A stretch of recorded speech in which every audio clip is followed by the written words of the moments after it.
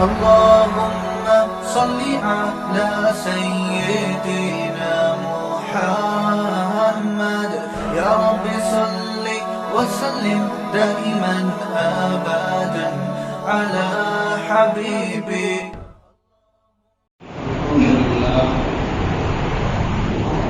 الحمد لله رب العالمين والعاقبة للمتقين وصلى الله وسلم على نبينا ومولانا محمد وعلى آله وصحابته أجمعين أما بعد. فعن النبي صلى الله تعالى عليه وآله وسلم أنه قال: القيس من دان نفسه وعمل ما بعد الموت، والعاجز من أتبع نفسه هواها وتمنى على الله الأماني. وروي في بعض الآثار: الإيمان بين الخوف والرجاء. معزز و مکرم سامعین کرام، بزرگان محترم، اللہ رب العزت نے اس امت کو امت وسط بنایا ہے. اس امت کا جو لقب قرآن کریم نے امتن مسلمتن کے علاوہ دوسرا ایک لقب جو بیان فرمایا ہے وہ ہے امتن وسطا. ایک لقب تو ہے امتن مسلمتن، ربنا وجعلنا مسلمین لک ومن ذریتنا امتن مسلمتن لک. ہم لوگوں کا نام جو مسلمان ہے وہ کسی اور نے نہیں رکھا ہے، یا ہم نے خود اپنا نام مسلمان نہیں رکھ لیا ہے. حضرت ابراہیم علیہ السلام نے ہمارا نام کعبۃ اللہ کے سائے میں مسلمان رکھا، اور اس حقیقت کو کوئی تاریخی کتاب نے بیان نہیں فرمایا، اس لیے کہ اتہاس کو تو لوگ آگے پیچھے بھی کرتے ہیں اور تاریخی وسائل پر کبھی کبھی اعتماد کرنے میں پس و پیش بھی کرنا پڑتا ہے. لیکن یہ خود قرآن مجید کہہ رہا ہے کہ ملت ابیکم ابراہیم هو سماکم المسلمین، کہ ابراہیم علیہ السلام نے تمہارا نام مسلمان رکھا. مسلمان کا کیا مطلب؟ کرتا پائجامہ ٹوپی پہننے والے کا نام مسلمان ہے؟ اگر یہ مطلب ہے تو کرتا پائجامہ تو سیاسی لوگ بھی بکثرت پہنتے ہیں، جناب بھی پہنتے ہیں، زیادہ تر وہی لباس. داڑھی رکھ لینے سے ہی آدمی مسلمان بن جاتا ہو تو اب تو RSS کے ایجنڈے میں شامل ہو گیا. چنانچہ جو جتنا پکا اس لوبی کا عقیدت مند ہوگا وہ داڑھی رکھا ہوا سادھوؤں میں بھی آپ کو داڑھی والے نظر آئیں گے. شعار ہے داڑھی، اس سے انکار نہیں، لیکن کچھ ظاہری حقیقتوں کے اختیار کرنے سے آدمی مسلمان نہیں بن جاتا ہے. مسلمان کا مطلب ہوتا ہے اپنے سر کے بال سے لے کر پیر کے ناخن تک کو اللہ کی مرضی کے حوالے کر دینا. بہت آسان سمجھا رہا ہوں. سر کے بال سے لے کر پیر کے ناخن تک کو اللہ کی مرضی کے حوالے اور تابع کر دینا. سر کے بال کی کٹاؤ شریعت کے مطابق.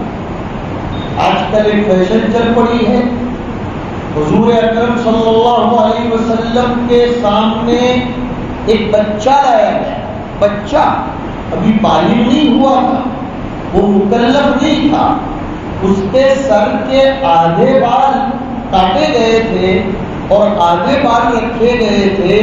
حضور بہت ناراض ہوئے اور حضور نے فرمایا یا تو پورے بال کٹواؤ یا پورے بال رہنے دو، ورنہ یہ قضا ہے، قاف زا اور عین، اور حضور نے اس سے منع فرمایا۔ ایک چھوٹی بچی تھی، چھوٹی بچی تھی، اس کے ہاتھ میں شریعت کے خلاف کنگن پہنے ہوئے حضور نے دیکھے، نکلوا دیے۔ ہم سب لوگ یہاں جتنے بیٹھے ہیں حدیث شریف کو بغور سمجھیں، ہم لوگ کبھی کبھی لیٹ گو کرتے ہیں کہ چھوٹا بچہ ہے، چھوٹی بچی ہے، اگر اس نے بغیر آستین کا شرٹ پہن لیا تو کیا حرج ہو گیا، اگر اس نے اسکرٹ پہن لیا تو کیا حرج ہو گیا۔ وہ چھوٹی بچی تھی لیکن اس نے خلاف شریعت کنگن پہنے تھے، حضور نے نکلوا دیے، حضور نے اتروا دیے۔ بلکہ بعض روایتوں میں تو آتا ہے کہ حضرت حسن و حسین رضی اللہ تعالی عنہما کے ہاتھوں میں سیدہ فاطمہ رضی اللہ تعالی عنہا نے چاندی کے کڑے پہنائے تھے جبکہ وہ تو ابھی چھوٹے چھوٹے بچے تھے۔ حضور نے اس پر بھی ناراضگی کا اظہار فرمایا۔ اس سے ہمیں اس زمانے میں بہت اہم سبق ملتا ہے کہ چھوٹے بچوں کو پہنائے جانے والے کپڑوں میں بھی شریعت کی پاسداری کرنی ہے۔ چھوٹے بچوں کو تصویر والے شرٹ پہنانا، چھوٹی بچیوں کو شرم و حیا کے خلاف کپڑے پہنانا اور تعویل یہ کرنا کہ یہی تو عمر ہے شوق کرنے کی، بڑے ہونے کے بعد تو برقع پہننا ہی پہننا ہے، یہ جواب غلط ہے۔ سمجھا رہا تھا کہ مسلمان یا اسلام، اس کی ڈیفینیشن یافیہ اور تعریف یہ ہے کہ آدمی ہر کام میں، ہر عمل میں، ہر قول میں، ہر حال میں، اور ہمارے متصوفہ حضرات نے بہت اچھی بات کہی کہ آدمی کا حال اور اس کا قال اور اس کی چال، یہ تینوں شریعت کی منشا کے مطابق بن جائے تو وہ مسلمان کہلائے جانے کے قابل۔ اس کا حال بھی، اس کا قال بھی اور اس کی چال بھی۔ اور مجھے یاد آیا آپ کی برکت سے قرآن کریم نے عباد الرحمن کے باب میں جو آیتیں نازل فرمائی اس میں ان سب چیزوں کو بیان فرمایا کہ الذین یمشون علی الارض ہونا، چال، وَإِذَا خَاطَبَهُمُ الْجَاهِلُونَ قَالُوا سَلَامًا، قال یمشون، چال، کیسے چلتے ہیں، نرمی کے ساتھ، اکڑ کر نہیں۔ وَإِذَا خَاطَبَهُمُ الْجَاهِلُونَ، جب ایسے ہی لوگ الجھتے ہیں، بحث کرتے ہیں، قالوا سلام، یہاں سے ایک جواب بھی مل گیا ہمارے بہت سے بھائیوں کو کہ کبھی کبھی میڈیا میں اسلام کے خلاف اتنا سب لکھا جاتا ہے، ہمارے بزرگان دین اس کا جواب کیوں نہیں دیتے؟ تو جواب سنا لو، ہر اچھالے جانے والے اعتراض کا جواب دینا ضروری نہیں۔ رب سکوت ابلغ من کلام، بہت سی مرتبہ خاموش رہنا ہی سب سے بڑا جواب ہو جاتا ہے۔ سامنے والے میں حق بات کو قبول کرنے کی صلاحیت ہو تو بولنا، جواب دینا، آرٹیکل لکھنا، بحث کرنا کام کا ہے۔ ایک بہت اچھی بحث پر چلا گیا ہوں میں کہ ہمارے بہت سے لوگ کہتے ہیں کہ ٹی وی کے ڈیبیٹ میں علماء حق کیوں نہیں آتے؟ ٹی وی کے ڈیبیٹ میں علماء، ایک جواب تو یہ ہے کہ ان کو لایا ہی نہیں جاتا ہے، اور دوسرا جواب یہ ہے کہ علماء حق اس کو ایزیلی لے کر ایسے ہی سائڈ پر جانے دیتے ہیں کہ ہاتھی اپنی چال چلتا رہے گا، کتوں کا کام ہے بھونکنا۔ بھیا دوا تو اس کو پلائی جائے جس کو صحت مند ہونے کی طلب بھی ہو. ایک مریض خود ہی ڈاکٹر کو کہہ رہا ہو ڈاکٹر صاحب میں تو مرنے کے لیے ہاسپٹل میں آیا ہوں, مجھ کو تو اچھا ہو کر گھر جانا ہی نہیں ہے, تو وہ تو چڑھایا ہوا سلائڈ بھی پھینک دے گا, آکسیجن بھی نکال کر پھینک دے گا. بلکہ کچھ لوگ تو ہاسپٹل چھوڑ کر بھی بغیر اجازت کے بھاگ جاتے ہیں, ان کو اچھا ہی نہیں ہونا ہوتا ہے. اور آسان مثال تو دیہاتی آدمی کو بھی سمجھ میں آ جائے, جس لڑکی کو گھر کرنا ہی نہ ہو, جس لڑکی کو گھر کرنا ہی نہ ہو اور سسرال ماننا ہی نہ ہو, میں عام زبان میں بھی بات کر رہا ہوں, تو وہ پھر اس کو کتنا پٹاؤ, سمجھاؤ, محبتیں تقسیم کرو, جامع عشق پلا دو, لیکن اس کو کوئی فرق نہیں پڑتا, اس کو گھر ہی نہیں کرنا ہے. لیکن جس کو گھر کرنا ہے تو وہ بیٹھ کر اچھے انداز میں سلجھائیں گے معاملے کو.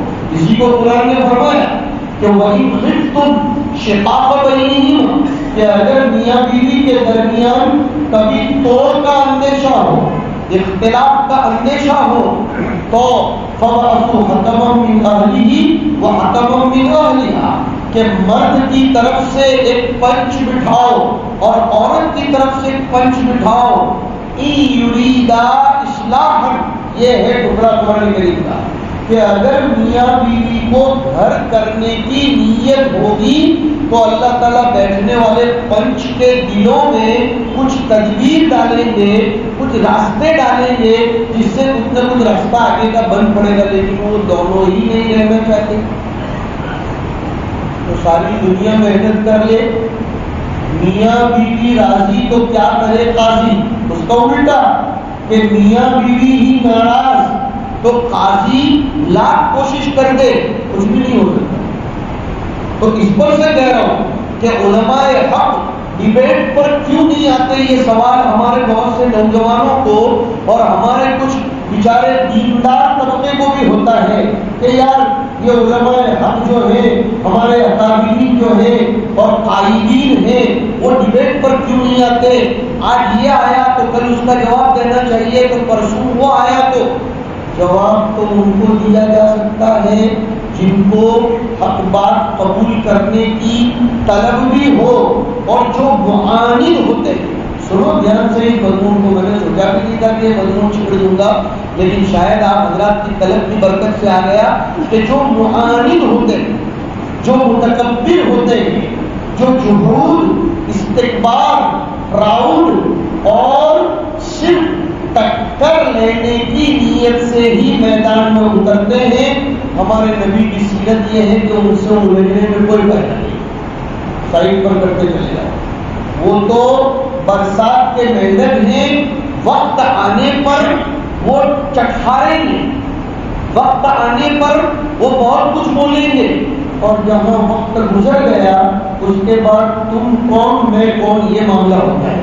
یہ ہے وَإِذَا خَاطَبَهُمُ الْجَاهِلُونَ قَالُوا سَلَامًا کی اس زمانے کے اعتبار سے تفسیر, کہ جب جاہل قسم کے لوگ, جاہل کا مطلب خالی ان پڑھ نہیں ہوتا, پڑھا لکھا ہونے کے باوجود حق بات کو تسلیم نہ کرنے والا, وہ سب سے بڑا جاہل ہے. وہ پڑھا لکھا ہے لیکن وہ اپنی ہی بات منوانے کے چکر میں رہتا ہے, کسی کی سننا نہیں, کسی کی ماننا نہیں, میں جو بولوں, میں جو کروں وہی سچ. ایسا آدمی میرا چاہیے. ایسے لوگوں سے الجھنا یہ اپنے ایمان کو خراب کرنے جیسا ہے.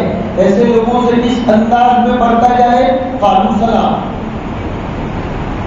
یہاں بھی مفسرین نے لکھا کہ ان کو سلام اعزاز اور اکرام کا نہیں کیا جائے گا, بلکہ ان کو سلام یہ متارکت کا کیا جائے گا. سلام ترک, چھوڑ دو اس کو.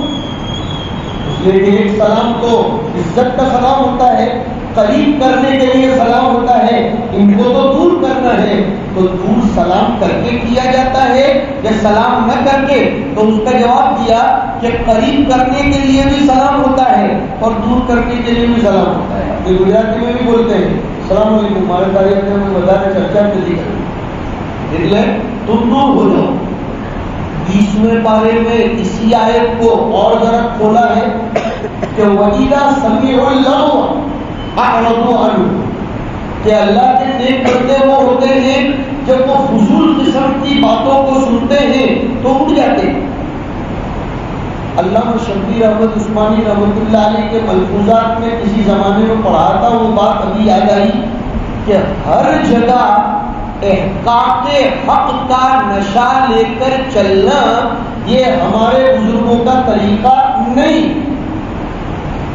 ہر جگہ یہ جذبہ لے کر چلنا کہ میں حق بات کو ڈنکے کی چوٹ بول کے رہوں گا اور ثابت کر کے رہوں گا، ہر جگہ ضروری نہیں. ہم نے ٹھیکہ لے کے نہیں رکھا ہے. حق بات وہاں بولی جائے جہاں اس کے سننے والے اور حق و باطل کے درمیان تمیز کرنے والے بھی موجود ہوں. تو کیا فرمایا کہ اللہ کے بندے وہ ہوتے ہیں جب وہ فضول باتوں کو سنتے ہیں آرزو عنہ، وہ اس سے کنارہ کشی کر لیتے ہیں. وقالو، اور یہ کہتے ہیں لنا اعمالنا ولکم اعمالکم، ہمارے عمل ہمارے ساتھ، تمہارے عمل تمہارے ساتھ. سلام علیکم، دیکھو ادھر بھی سلام علیکم آیا، ادھر آیا تھا نا وَإِذَا خَاطَبَهُمُ الْجَاهِلُونَ، جاہلون بھی یاد رکھنا، اس لیے کہ آگے آیا لا نبتغي الجاہلین.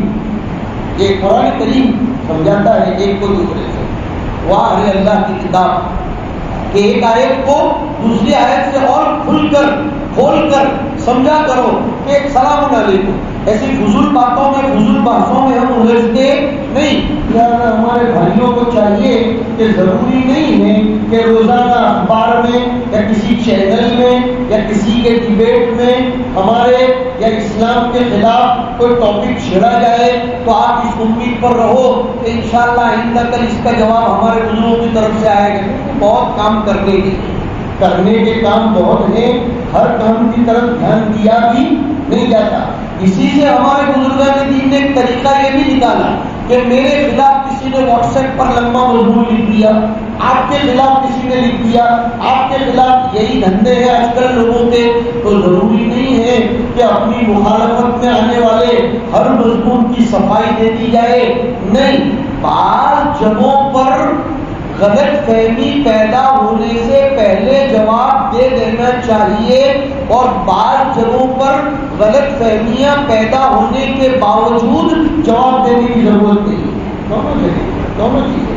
بعض مواقع ایسے ہوتے ہیں جہاں ایمان کا مسئلہ آ جائے، ہاں، اور جہاں شان رسالت کا معاملہ آ جائے تو وہاں سامنے والے کے غلط فہمی میں مبتلا ہونے سے پہلے ہی جواب دے دینا چاہیے. حضور اعتکاف میں تھے، اعتکاف میں تشریف فرما تھے، رمضان کی راتیں تھیں. اس زمانے میں واٹس ایپ میسیجز تو تھے نہیں. آپ کی اہلیہ محترمہ ہم سب کی ماں حضرت صفیہ رضی اللہ تعالی عنہا کو حضور سے کسی امپورٹنٹ میٹر میں بات کرنی تھی تو اعتکاف کی حالت میں وہ حضور سے بات کرنے آئیں. یہاں سے فقہا نے مسئلہ نکالا کہ اس زمانے میں وہ بات کرنے آئی تھی، لہذا اس زمانے میں اعتکاف میں بیٹھنے والا اپنی بیوی سے ضروری کام پر فون پر بات کر سکتا ہے. ضروری کام، بلا وجہ کے نہیں کہ آئی مس یو اور بلا اور ڈگا نہیں. ضروری بات ہو وہ ہمارا آخر ہے. حضرت صفیہ رضی اللہ تعالیٰ عنہ نے ضروری بات کی. اب حضرت صفیہ کو چھوڑنے کے لیے حضور حرم کی حد تک گئے، مسجد کے باہر نہیں، مسجد کی حد تک تشریف لے گئے. رمضان کی راتیں تھیں، 2 صحابہ وہاں سے گزر رہے تھے. حضور نے ان دونوں کو دیکھ کر فرمایا علی رسلکما انہا صفیہ بنت حیی، کہ اطمینان سے چلنا. علی رسلکما، یہ میری بیوی صفیہ ہے، کوئی دوسری کوئی غیر محرم عورت مجھ سے ملنے آئی ہو، یہ غلط فہمی میں مبتلا مت ہونا. تو وہ دونوں صحابہ نے فرمایا اللہ کے رسول آپ کے بارے میں ہم ایسی غلط بات سوچ کیسے سکتے ہیں، آپ کو یہ صفائی دینے کی ضرورت کیوں پڑ گئی.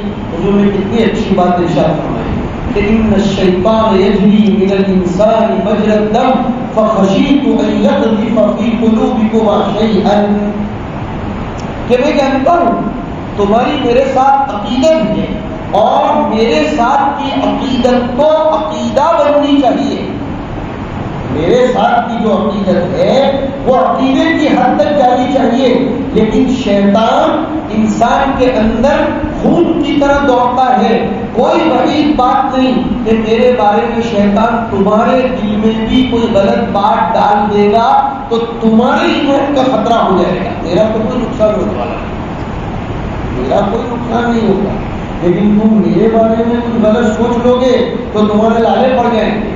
وہاں شراح حدیث اور محدثین نے لکھا کہ اگر ہمارے کسی عمل کی وجہ سے سامنے والے کے عقیدے میں یا سامنے والے کے تقوی پر, سامنے والے کی طہارت پر یا سامنے والے کے تزکیے پر اثر پڑ جاتا ہو اور اس کے دل پر ہماری غلط فہمی کے باب میں زنگ لگ جانے کا اندیشہ ہو تو اس کو بچانے کے لیے بھی ہمیں صفائی دے دینی چاہیے تاکہ وہ بھی بچ جائے.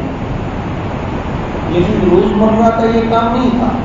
حضور پر اور بھی تو بہت سے الزامات لگائے جاتے تھے, روز روز نئی نئی باتیں آتی تھی, لیکن ہر جواب کو حضور نے, اس لیے کہ کرنے کے کام ہمارے پاس بہت سے ہیں, ایسی فضول بحثوں میں الجھنا یہ ہمارا کام نہیں ہے.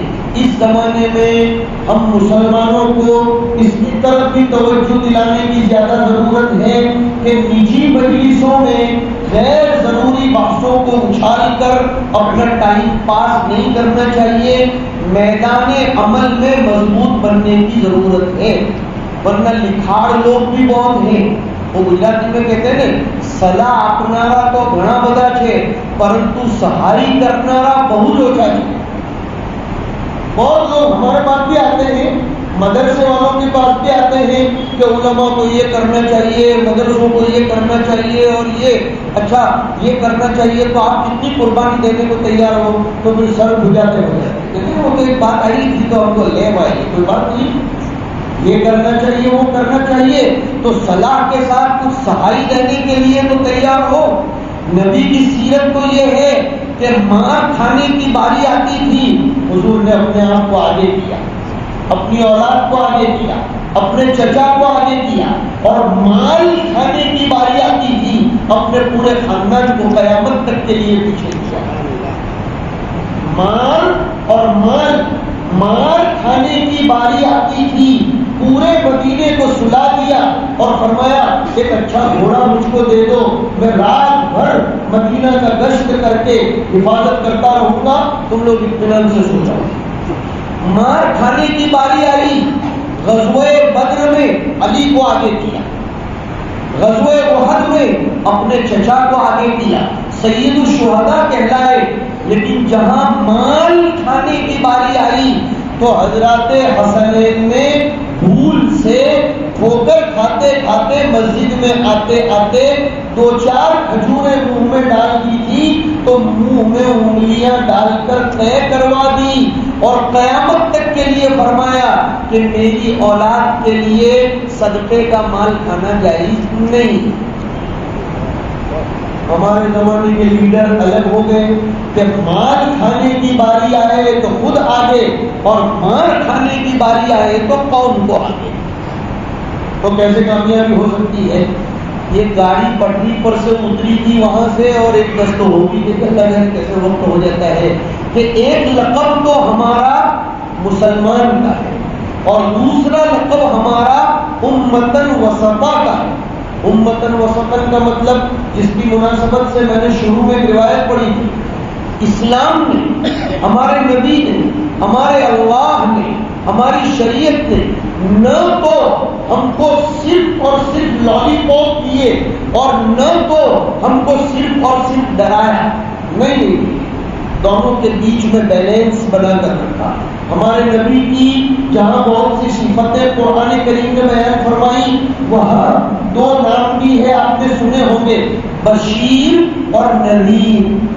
بشیر کا معنی خوشخبری دینے والا اور نذیر کا معنی شفقت کے ساتھ ڈرانے والا. یہ لفظ یاد رکھنا, خالی ڈرانے والا نہیں, بلکہ شفقت کے ساتھ ڈرانے والے کو نذیر کہتے ہیں، ورنہ تو قرآن کریم مخوف کہتا، اس لیے کہ خوف کا معنی بھی ڈرانا ہوتا ہے۔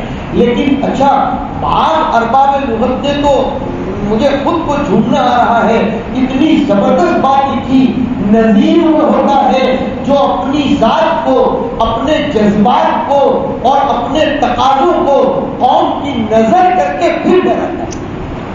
وہ اپنے آپ کو نظر کر دیتا ہے، وہ اپنے آپ کو قربان کر دیتا ہے اور پھر ڈراتا ہے۔ ایسا نہیں ہے کہ خود بنگلے میں بیٹھے ہیں اور لوگوں کو ڈرا رہے اور خود عمل کی باری آئی تو کہا وہ تو کیا کرے، ہماری مجبوری تھی، اور کچھ نہ ملے تو اپنے میں کہہ دیتے ہیں گھر کا بہرات نہیں مانتا تو ہمیں ہوں کریے، اچھا ہے بدنام کرنے کے لیے عورتیں مل جاتی ہیں، تو غلط بات ہے۔